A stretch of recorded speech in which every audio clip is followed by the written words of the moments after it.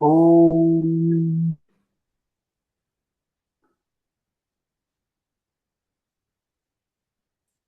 ముని గారు చదవండి.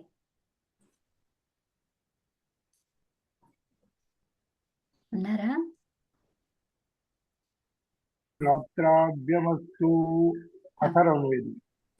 ఓం సహనావతు సహనో భునత్తు సహ వీర్యం కరవావహై తేజస్వినావదీతమస్తు మా విద్విషావహై. మంత్ర భావార్థము: అష్టావింశాని శివాని. ఓ పరమ ఐశ్వర్యయుక్త మంగళమయ దేవ, నీ కృప వలన ఉపాసన యోగము మాకు లభించునుగాక. దాని వలన మాకు సుఖము కలుగునుగాక. ఎందువలనంటే దశ ఇంద్రియములు, దశ ప్రాణములు, మనస్సు, బుద్ధి, చిత్తము, అహంకారము, విద్య, స్వభావము, శరీరము మరియు బలం అను 28 సర్వ శుభములందును ప్రవృత్తములైనచో నాకు ఉపాసన యోగము లభించునుగాక. మరియు అహోరాత్రాభ్యాం అంటే అహర్నిశలు సేవించునుగాక. మేమును నీ కృప వలన యోగము మూలమున క్షేమము అంటే రక్షణ రక్షణ వలన యోగము పొందగోరుచున్నాము. ఈ కార్యమున మాకు నీ తోడ్పాటు అగునుగాక. కావున మేము రాత్రి దీవములందు నీ నిరాకార తత్వమునే ఉపాసించుగాక. ఓం శాంతి శాంతి శాంతి. శ్రీభ్యో నమః. అందరి నమస్కారం. ఓం నమస్తే అండి. అందరికీ ధన్యవాదాలు ముని గారు. సో మనము నిన్న ధాతువులతో వచ్చేటువంటి ప్రత్యయాల గురించి తెలుసుకున్నాము. అవి ఏంటి అంటే, ఈ ధాతు అధికారమును రెండు విధాలుగా చేశారు అని, ప్రథమ ధాతు అధికారం అని, తర్వాత ద్వితీయ ధాతు అధికారం అని చెప్పేసి చూసుకున్నాము. ఈ ప్రథమ ధాతు అధికారములో తర్వాత ద్వితీయ ధాతు అధికారం ఎక్కడి నుంచి ఎక్కడి వరకు అంటే, ఇది 3వ అధ్యాయము 1వ పాదములో 22వ సూత్రం నుంచి 90 వరకు అది ధాతువు యొక్క ప్రథమ అధికారం అని చూసుకున్నాము.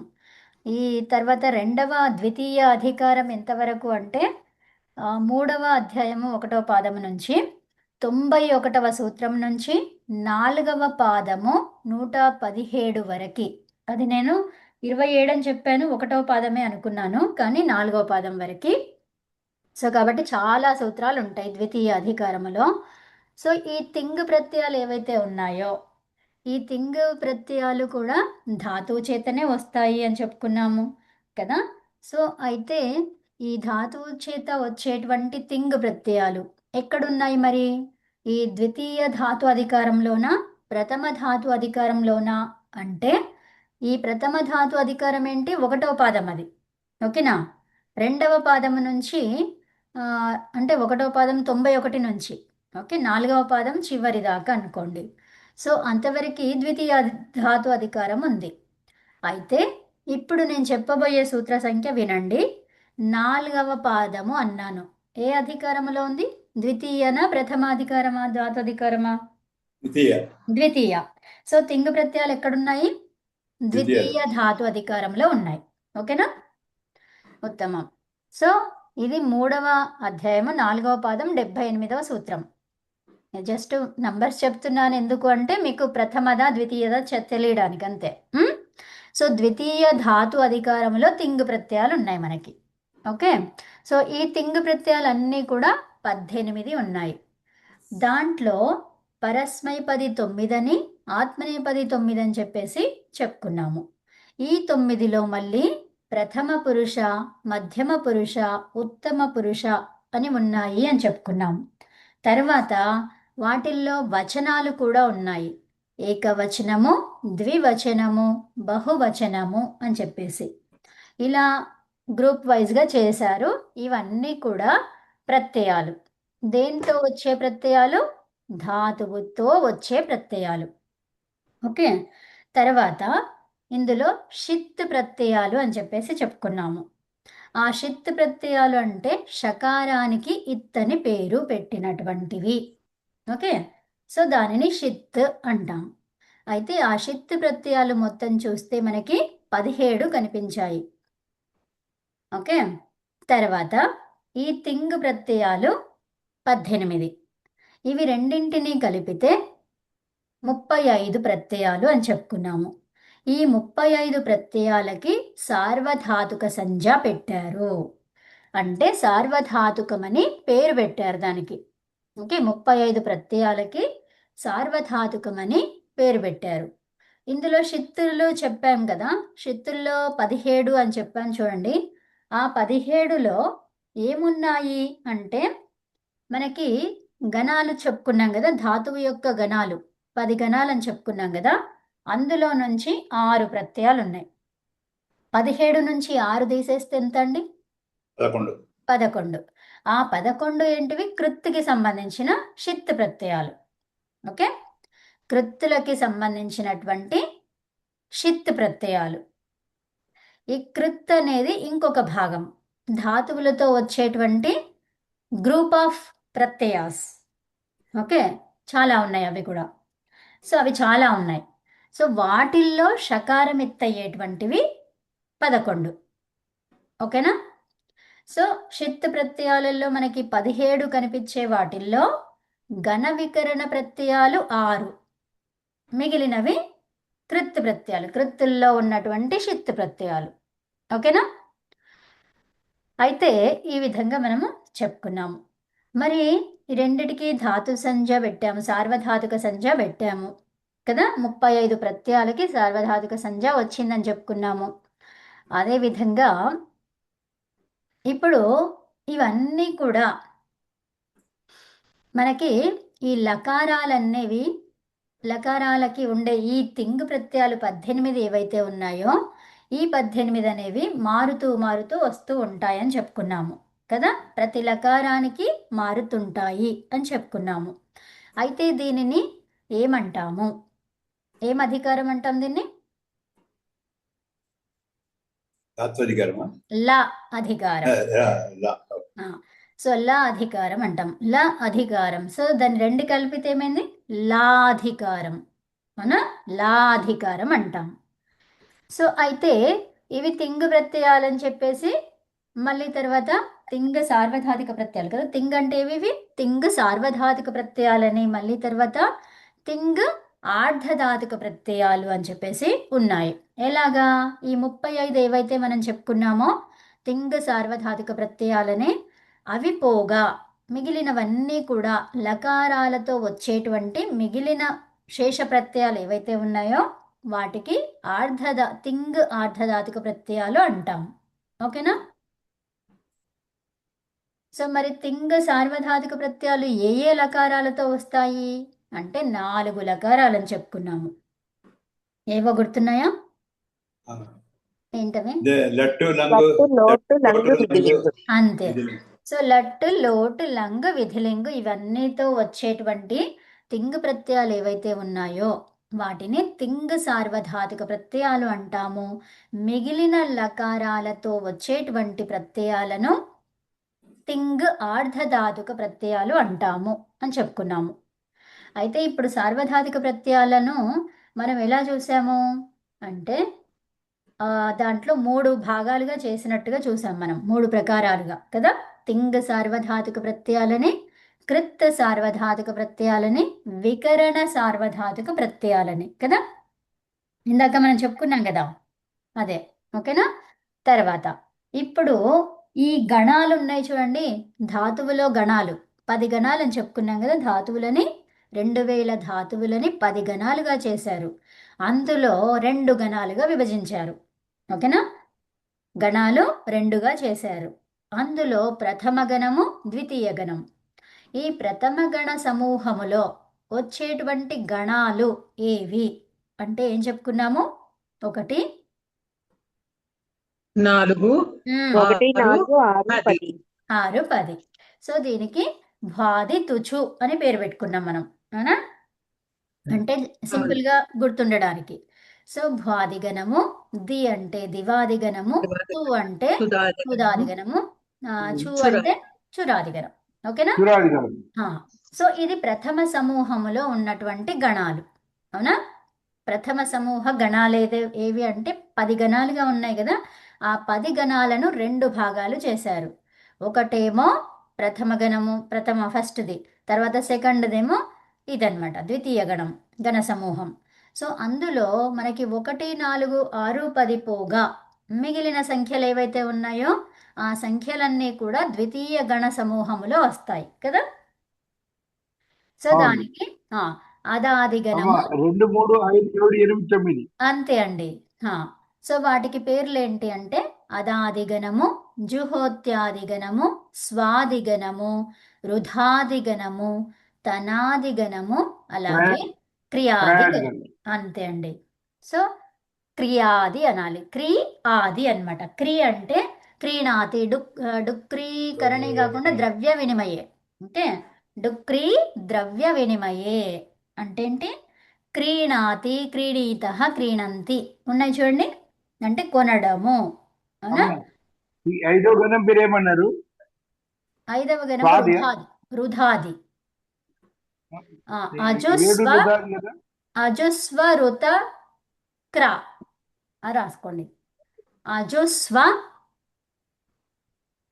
రుత ఆ, ఆ జు ఆ, స్వ రు త క్రియ. అంటే ఏంటి? అదాది గణం. అనాది గణం. అదాది గణం. జు అంటే గృహోత్యాది గణం. భౌతిక గణం. స్వ అంటే రుధాది గణం. స్వాది గణం. స్వాది గణం. రు రుద్ధాది గణం. రుధాది గణం. త తనాది. రుదాది గణం. తనాది తనాది గణం. గణం. క్రియా క్రియాది గణం. క్రియాది గణం. అర్థమైందా? అజుస్వారు తక్రియ. ఓకే, అజుస్వారు తక్రియ. రాసుకున్నారా? రాస్తున్నాము. ఓకే. అజు జు, ఆకి దీర్ఘం వద్దు. జు స్వా అజు స్వా అజు తర్వాత స్వా రు అజు స్వారు త అనాదిగణం. త అంటే తనాదిగణం. యా క్రియా, కాకి రావత్తు యా క్రియాదిగణం. క్రియాదిగణం. ఓకేనా? సో ఈ విధంగా మనము చూసుకున్నాము. దాంట్లో తింగ్ సార్వధాతుక ప్రత్యయాలు ఏంటివి అంటే 18 అని చెప్పుకున్నాం కదండి, అవునా?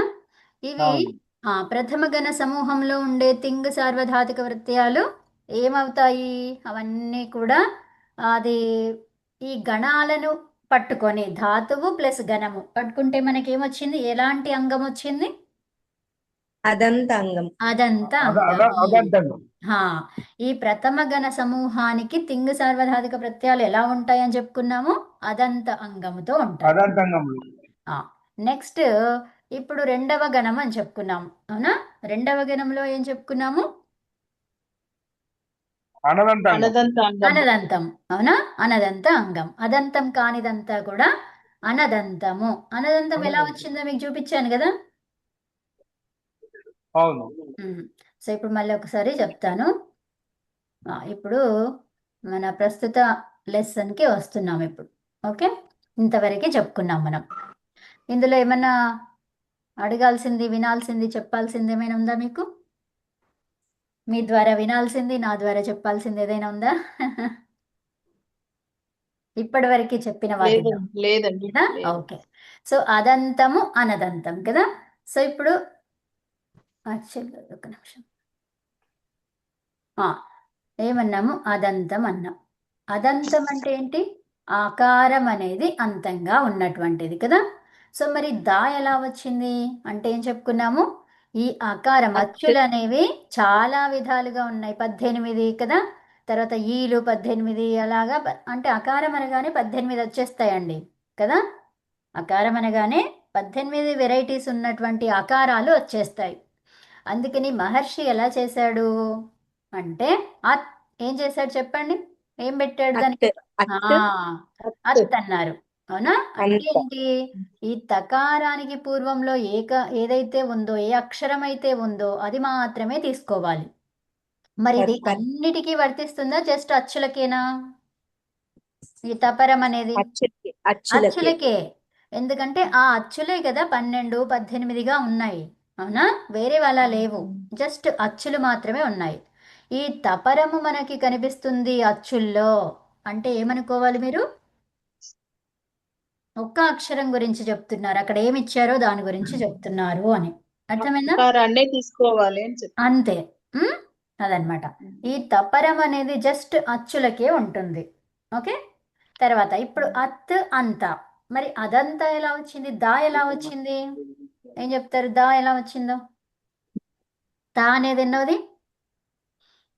మొదటిది. మొదటిది. మరి మొదటి దానికి ఒకటి ఏం మూడు మూడుకి ఒకటి మూడవది 3 తీసుకోవాలి. 3 తీసుకున్నాం అంటే ఏంటి? దకారం. దాంట్లో మూడవది దకారం. సో కాబట్టి అద్ అంత కలపండి. అదంతా. అదంతా అలా వచ్చింది. అదంతా ఓకేనా?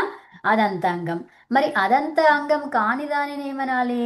అన్ అని అనదంతా. చెప్పుకున్నాం మనం. ఏం చెప్పుకున్నాం? ఆ అని చెప్పుకున్నాము.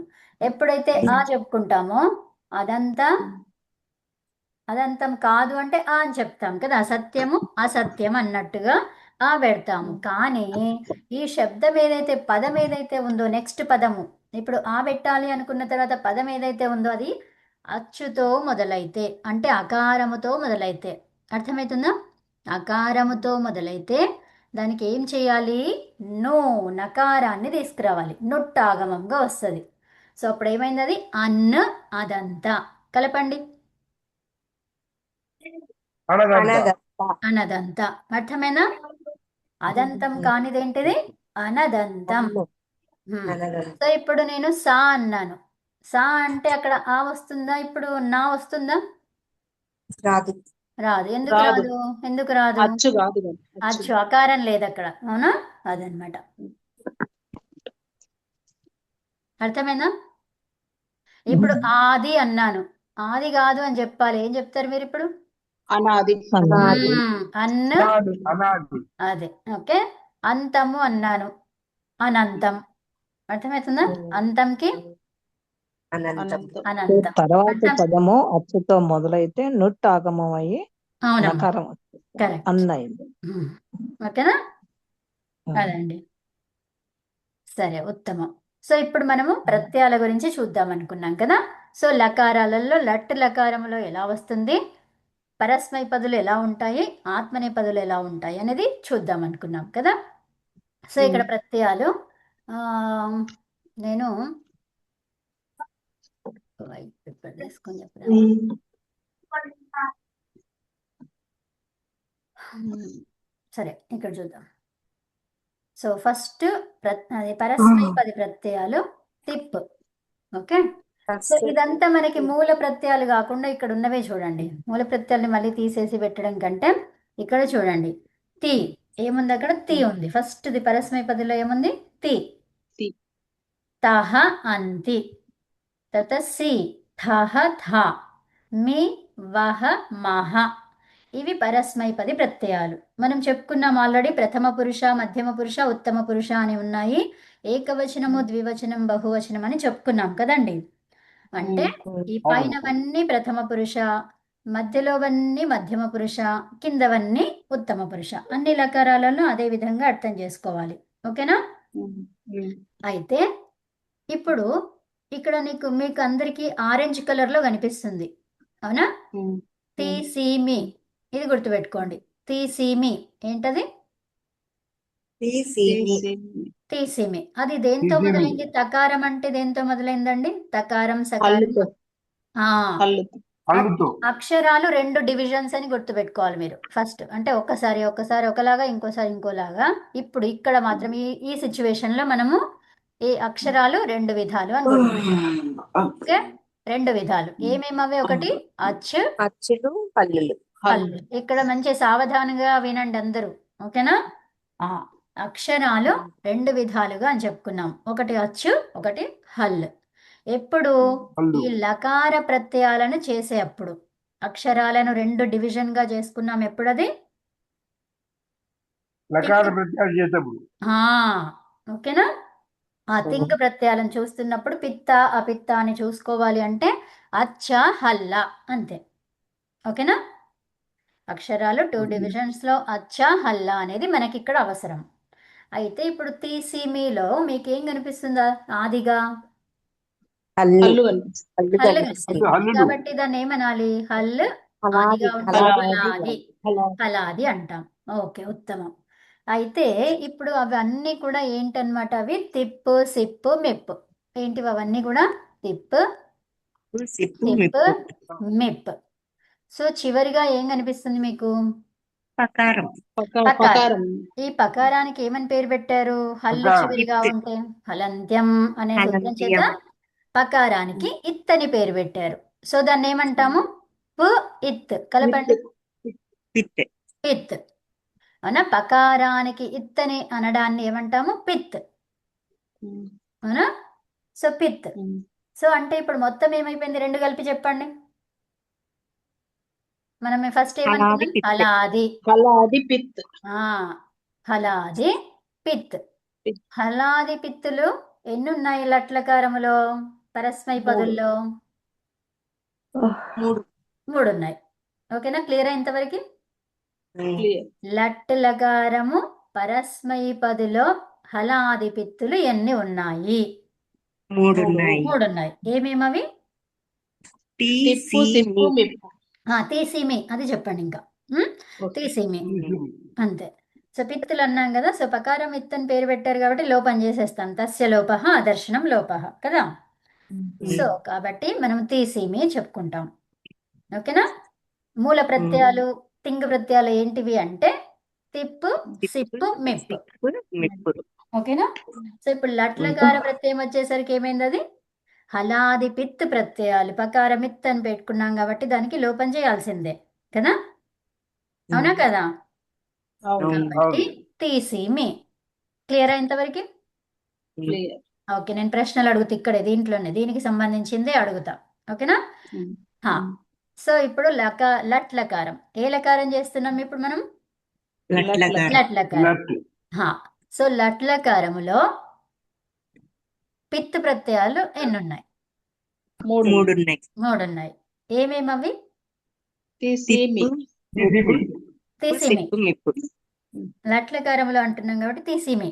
ఓకే, తీసిమి అంతే. తర్వాత ఆ తీసిమీలు ఎలాగా ఉన్నాయి?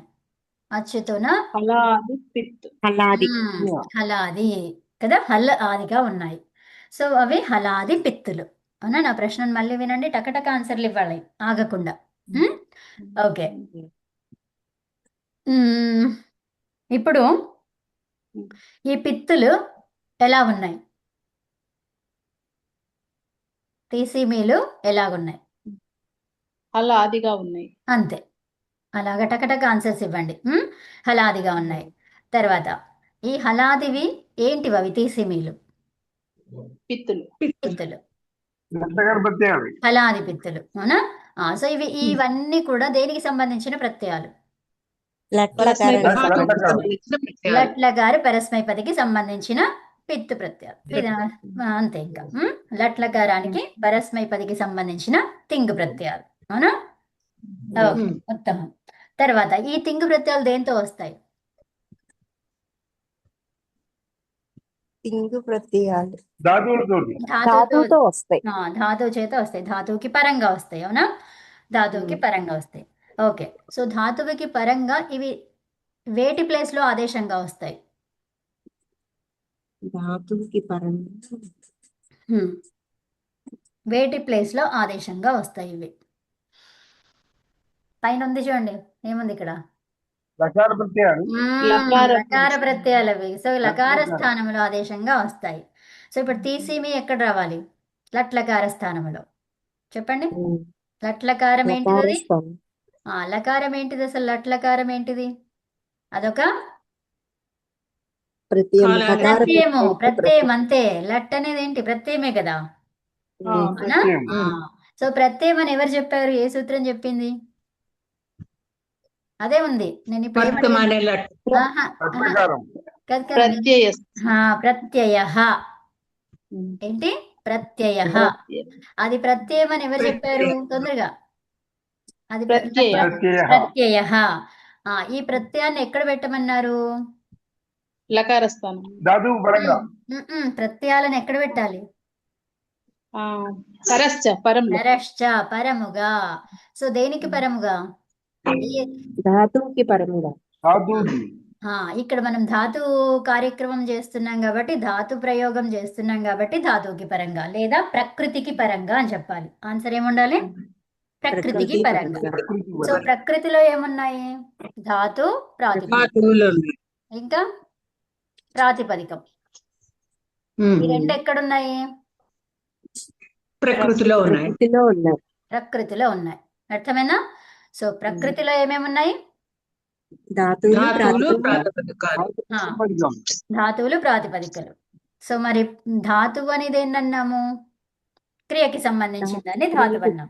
క్రియాపదాలు సో క్రియకి ప్రాతిపదికం అని ఎలా చెప్తారు అంటే ఏం చెప్తారు? ధాతువు కానిది ఏంటిది? ధాతువు కానిది ధాతువు కానిది ప్రాతిపదికం. ఓకేనా? అవును. తర్వాత ఆ, ఇంకా ఇంకా అందరికీ క్లియర్ అయిపోయింది. క్లియర్. తీసిమి. ఓకే, ఏంటివి అవి? లట్లకార పరస్మైపద ప్రత్యయాలు ఏంటివి? తీసిమి. తీసిమి అవేం ఎలాంటి ప్రత్యయాలు అవి? హలాది. అలాది పిత్తు ప్రత్యయం. ఓకే, ఉత్తమం. ఇప్పుడు ఈ అలాది హలాది ఇందులో ఏముండింది? పకారం, హలాది ఇత్తు, పిత్తు. సంజ్ఞ. హలాది పిత్ ప్రత్యయాలు. ఓకేనా? డన్. ఓకే, ఇప్పుడు పర్పుల్ ని చూడండి. ఈ తహ, థహ, వహ, మహ, తర్వాత థ. ఓకే, ఒక్క నిమిషం మళ్ళీ. తహ, థహ, థ, వహ, మహ. ఓకే, ఆర్డర్లో మనం ఎలా చెప్పుకుందాము? ఈ ఫస్ట్ ఇది ఇలా 1, తర్వాత ఈ డౌన్, తర్వాత రైట్, ఆ తర్వాత మళ్ళీ డౌన్, ఇక్కడ రైట్. ఓకేనా? అర్థమైందా? సో ఫస్ట్ ఏం చెప్తారు మీరు? త, తహ. ఫస్ట్ తహ, తర్వాత సెకండ్ ఏం చెప్తారు? థహ, సహమహ థర్డ్ థ, తా వహ, మహ.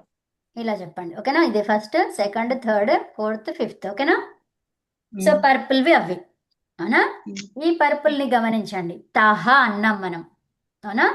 అది మూలంలో ఏముంది? తింగ ప్రత్యయాలలో తస్ అన్నమాట. ఫస్ట్ ఏంటిది? తస్. ఇక్కడ విసర్గ కనిపిస్తుంది అంటే మీకు అన్ని కూడా ఎస్లు ఉన్నాయని అర్థం చేసుకోండి. ఓకే, సకారం. ఓకేనా? చెప్పండి ఇప్పుడు అదేంటి ఏంటో? తస్, థస్, వస్, మస్. అవునా? అంతేనా? తస్సు తస్సు తస్సు బస్సు మస్సు. అంతే, ఉత్తమం. సో వాటిల్లో విసర్గ వచ్చింది. సకారం పదాంతములో ఉన్న సకారానికి విసర్గ వస్తుంది. ఓకేనా? మారుతుంది. సో ఇందులో పకారం కనిపిస్తుందా మనకు? లేదు. లేదు. సో పకారం లేకపోతే దాన్ని ఏమంటాము? అపిత్. అవునా? సో పకారమే లేదు, దానికి ఇత్ సంజనే లేదు అంటే పిత్ లేదు, పిత్తు అని అంటున్నాం. పిత్ అనే దాన్ని లేదు అని చెప్పాలంటే ఆ అనాలా, అనాలా? అపిత్. అర్థమేనా? అంటామా, ఆ అంటామా? ఇప్పుడు ఆనే అనాలి. ఎందుకు చెప్పండి, ఎవరైనా చెప్తారా ఇప్పుడు? హల్లుతో మొదలైనవి కాబట్టి అది. ఓకేనా? లకారం ఉత్తమం. అవసరం. నా అనేది రాలేదు, నొట్టు అనేది రాలేదు కదా. ఓకే, ఉత్తమం.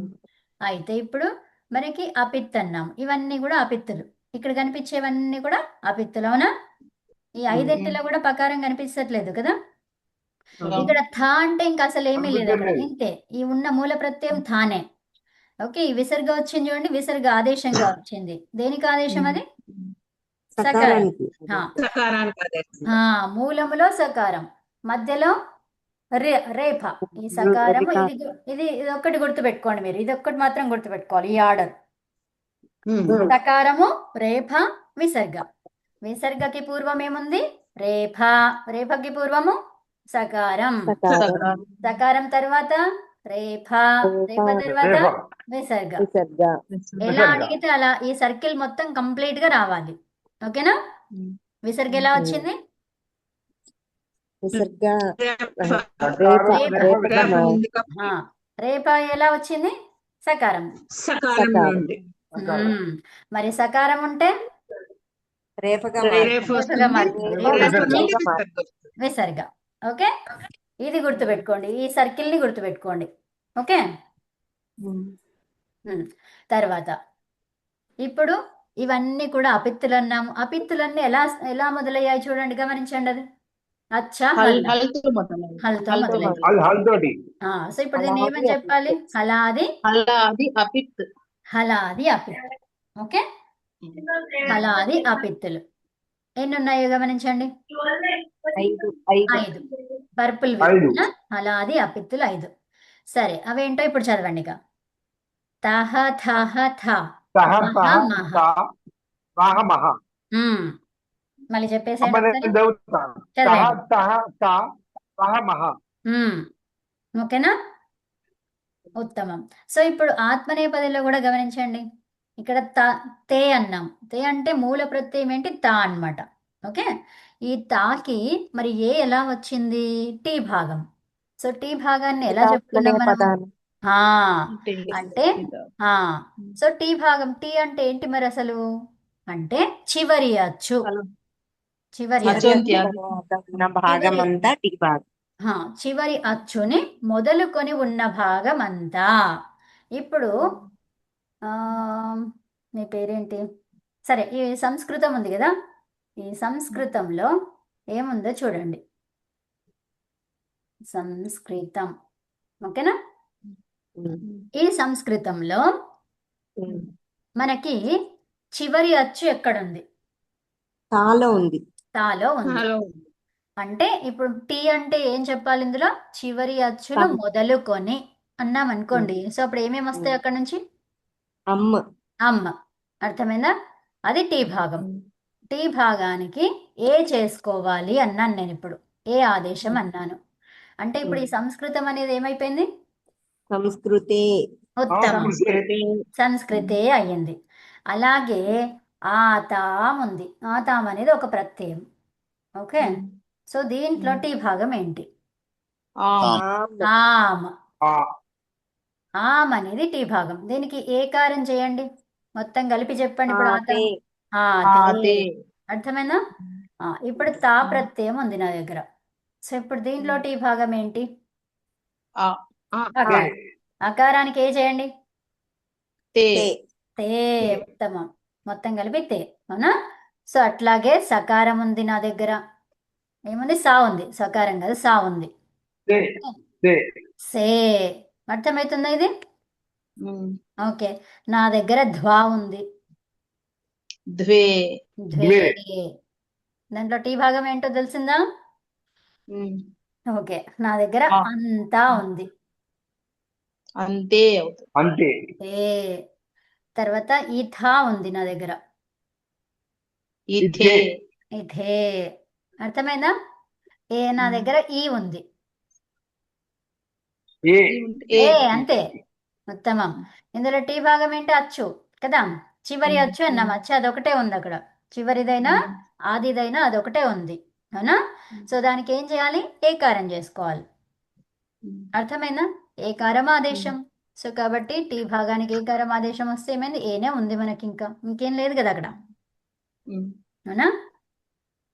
వహి ఉంది నా దగ్గర. వహే. మహి ఉంది. మహే. ఓకే, ఇతా ఉంది. ఇతే. అర్థమైందా అందరికి? టీ భాగం ఏంటి? చివరి అచ్చు మొదలుకొని. అంటే చివరి అచ్చు నుంచి ఇంకా ఏమైనా మిగిలితే అవన్నీ కూడా టీ భాగం. అన్ని అక్షరాలు కూడా టీ భాగం అయిపోతుంది. ఆ టీ భాగానికి ఏం చేయాలి? ఆత్మనేపథ్యంలో ఏకారం చేయాలి. ఓకే, సో ఇప్పుడు నేను తీ అని ఇచ్చాను. ఈ తీ అని ఇచ్చిన తర్వాత తిప్ ఉంది కదా, సో తిప్ అని ఉంది కదా. సో ఈ పకారానికి హలంత్యం ద్వారా వెళ్ళిపోగా తీ ఉంది, మిగిలింది ఏంటి మనకి తి. అవునా? హలంత్యం ద్వారా వెళ్ళిపోదు, తస్య లోపహ ద్వారా వెళ్ళిపోతుంది. ఓకే, సో హలంత్యం ద్వారా ఏమొస్తుంది? పేరు వస్తుంది, ఇట్స్ పేరు. సో సంజ్ఞ వస్తుంది. సో తీ ఉంది కదా, సో తీలో ఏంటి? టీ భాగం ఏంటి? ఇకారం. ఈకారం. సో ఇకారం. సో కాబట్టి ఆ ఇకారానికి ఏ పెట్టేస్తామా ఇక్కడ? పెట్టాము, ఇది పరస్మైపది కదా. పరస్మైపదిలో పెట్టొద్దు. దేంట్లో పెట్టాలి ఏకారము? ఆత్మనేపదిలో. ఆత్మనేపది. అర్థమైందా అండి? టీ భాగం ఎక్కడ చూసుకోవాలి మనము? ఆత్మనేపదుల్లో చూసుకోవాలి. అర్థమైందా? టీ భాగం దేంట్లైనా రావచ్చు, కానీ ఏకారం ఆదేశం ఏదైతే ఉందో అది ఎక్కడ వస్తుంది? ఆత్మనేపదుల్లో వస్తుంది. సో టీ భాగం ఏ శబ్దం ఇచ్చినా మీకు టీ భాగం తెలియాలి.